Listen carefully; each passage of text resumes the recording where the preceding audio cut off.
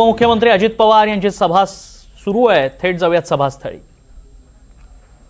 त्यामध्ये सर्व महापुरुषांना राजमाता जिजाऊ सावित्रीबाई फुले, पुण्यश्लोक अहिल्यादेवी होळकर, रमाई माता ह्या सगळ्या थोर व्यक्तींना मी अभिवादन करतो.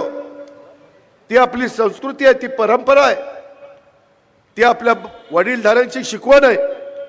आणि इथं प्रभाग 7 मध्ये मी ज्यावेळेस उमेदवार देण्याचा प्रयत्न करत होतो त्यावेळेस इथं विराज विश्वनाथ लांडे मधनं आम्ही उमेदवार दिला. BCom झालाय, LLB शिक्षित आहे, याच परिसरात लहानाचा मोठा झाला, त्याच्यावर संस्कार झाले. सलग 5 वर्ष पर्यावरणपूरक गणेशोत्सवाचा आदर्श उपक्रम त्याने राबवला. सामान्य नागरिकांच्या सवलतीच्या दरात इलेक्ट्रॉनिक वस्तू आणि कोविड सारख्या कठीण काळात जनतेत राहून केलेली प्रत्यक्ष मदत हे बोलकं नाहीये, तर कामातून सिद्ध झालेलं नेतृत्व आहे.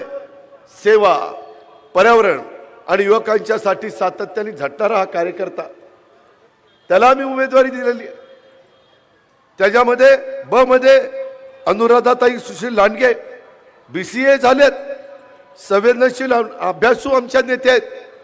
महिला सक्षमीकरण, शिक्षण, आरोग्य आणि मूलभूत सुविधांच्या करता वर्षानुवर्ष झटणारी एक कर्तव्यदक्ष महिला आहे. आपल्या उद्याच्याला ह्या प्रभागातनं ज्यावेळेस उमेदवार जातील त्यावेळेस त्यांची ओळख ही माझ्या मतदारांना असली पाहिजे. आमच्या अश्विनीताई निलेश फुगे मधनं 7 BSc कॉम्प्युटर शिक्षित आहेत.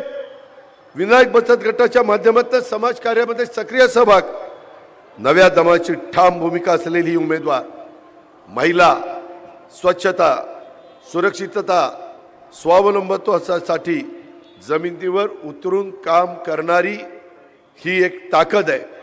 त्याकरता ती महाराष्ट्राच्या आपल्या कॉर्पोरेशनमध्ये पिंपरी चिंचवडच्या गेली पाहिजे. आणि ड मध्ये आमचा अमोल मधुकर डोळस, ह्यामध्ये त्याला तिथं अनुभवी आहे, टॅक्स कन्सल्टंट आहे, अभ्यासू संवेदनशील व्यक्तिमत्व आहे.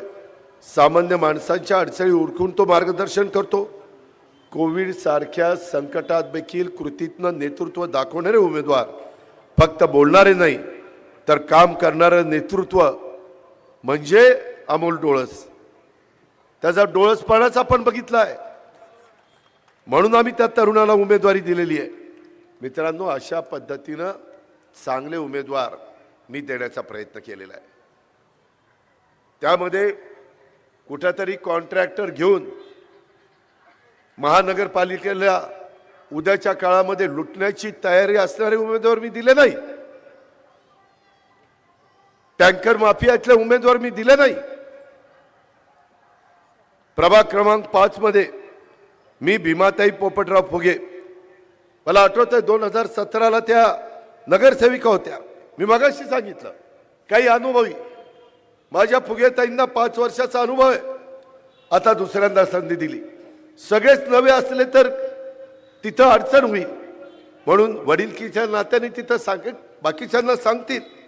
अमर परशुराम फुगे हा एक तरुण सहकारी आपण दिलेला आहे. प्रियंका प्रवीण बारसे ह्या एक वेळेला नगरसेविका होत्या, अनुभवी म्हणून त्यांना दुसऱ्यांदा संधी दिली. आणि राहुल बाळासाहेब गवळी ह्याला एक आम्ही उमेदवारी दिलेली आहे. नवा चेहरा. प्रभाग क्रमांक 6 मध्ये वर्षा गणेश बडे हे आमच्या बडेताईंना आम्ही उमेदवारी दिलेली. प्रियंका मयूर लांडे यांना आम्ही उमेदवारी दिलेली आहे. आणि संतोष काळूराम लांडगे यांच्या पत्नी सारिकाताई लांडगे 2 वेळेला नगरसेविका होते. संतोषच्या पत्नीनं नगरसेविका पद कसं सांभाळायचं असतं, कसं काम करायचं असतं ते नवऱ्याला दाखवलंय. आता सांगितलं तू जा, आता तुला संधी, आणि म्हणून आम्ही संतोषला उमेदवारी दिलेली आहे. आणि 8 मध्ये सीमाताई रवींद्र सावळे, त्या आल्यात का, त्या 3 वेळेला नगरसेविका होत्या. मला वाटतं स्टँडिंग कमिटीचं चेअरमन म्हणून पण त्यांनी काम केलेलं आहे. मागासवर्गीय समाजातली ही माझी भगिनी राजश्री अरविंद गागरे, अश्विनी संजय वाबळे आणि तुषार भिवाजी सहाणे हे आम्ही नवीन उमेदवार दिले. संजय 2 वेळेला नगरसेवक होता, एकदा स्वीकृत होता, एकदा निवडून आला. अशा पद्धतीनं यांना आम्ही उमेदवारी देण्याचं काम केलं. मी माझं काम चोख बजावलेलं आहे. आता 15 तारखेला बटन दाबायचं काम तुमचं आहे. माझी विनंती आहे की आपण ते त्यांचं बटन दाबा. मी मधला 9 वर्षाचा जो भ्रष्टाचाराचा राक्षस इथं जो उभा राहिला आहे त्याला आपल्याला हटवायचं आहे, नाहीतर तुमच्या पुढच्या पिढीचं काय रे खरं नाही. काय चाललंय भोसरीमध्ये, कशा पद्धतीने चाललंय. आज घराघरामध्ये नळद्वारे दररोज पुरेसा पाणी पुरवठा आम्ही करायचं ठरवलेलं आहे. वाहतुकीची कोंडी सोडवायची, खड्डेमुक्त शहर त्या ठिकाणी करायचं. स्वच्छ सर्वेक्षणाच्या अभियानामध्ये आपल्या पिंपरी चिंचवड शहर भारतात अव्वल येण्यासाठी प्रयत्न आम्हाला करायचा आहे. कोविडमध्ये प्लॅगेथॉन केलं, कचऱ्यासाठी श्रमदान केलं. थोड्याच कालावधीत मी पालकमंत्री असताना 95% कचरा वर्गीकरण काही भागात करून दाखवलं. आम्हाला हायटेक आरोग्य सुविधा द्यायच्या. चव्हाण YCM हॉस्पिटल, महानगरपालिकेच्या इतर रुग्णालयात पण जनतेला, माझ्या सर्वसामान्य गोरगरिबांना परवडतील आणि दर्जेदार आरोग्य सुविधा ह्या आम्ही देऊ पाहतोय. 100 राजमाता जिजाऊ क्लिनिक 2 किलोमीटरच्या परिघात आम्ही उभं करू पाहतोय. का तर समाजाची ती गरज आहे.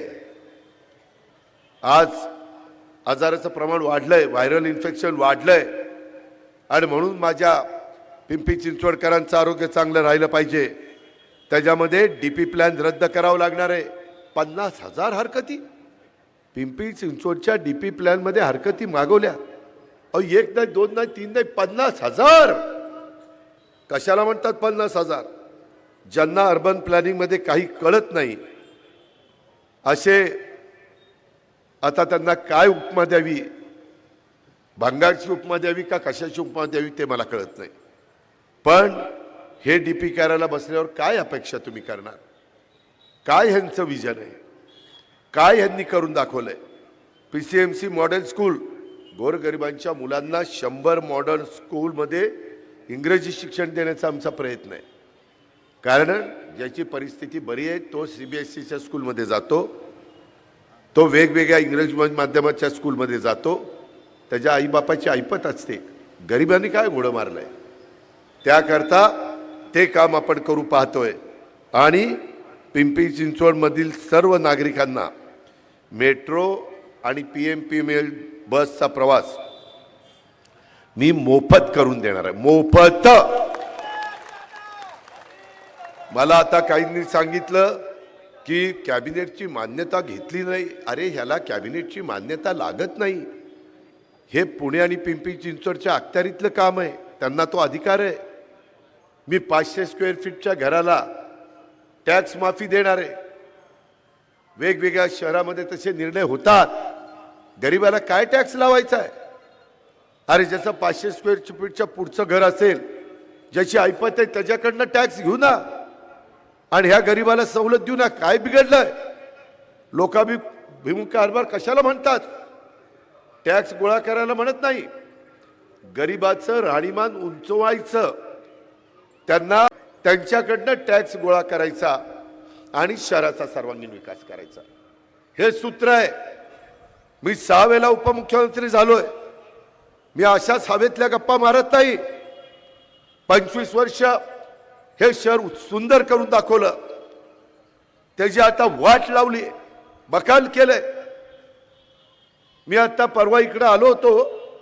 अहो, तिथं रोड शोला काय अवस्था आहे? त्या भोसरीच्या पुलाच्या खाली सगळं किती कोटी रुपये खर्च केले, कुठे गेले पैसे?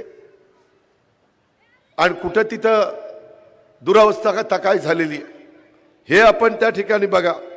मी जे मोफत देतोय ते देता येण्यासारखं आहे. मी अभ्यास केला आहे. जसं माझ्या लाडक्या बहिणींना मी बजेटमध्ये मागच्या वेळेस जाहीर केलेलं होतं की आम्ही तुम्हाला अशा अशा पद्धतीनं निर्णय घेतला. विरोधकांनी आरोप केले हे बंद पडणार आहे, चुनावी जुमला आहे. नाही, आम्ही ते चालू ठेवलं, कारण ह्या माझ्या लाडक्या बहिणी आहेत. आज माझ्या बहिणी अनेक भावांना भाऊबीजेला ओवाळतात, रक्षाबंधनला राखी बांधतात.